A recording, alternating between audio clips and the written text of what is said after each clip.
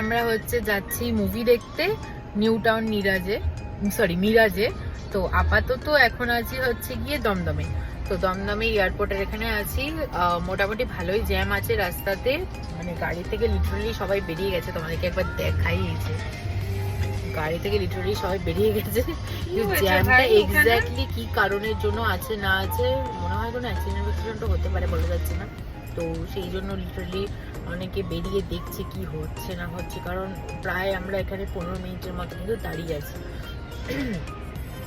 তো দেখা যাক কতক্ষণ পৌঁছে।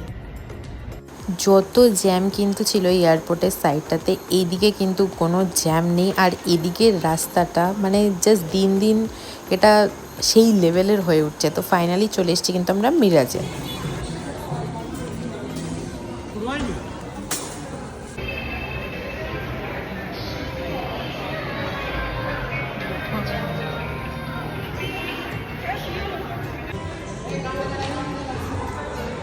আমার পাগল বোন খাবি।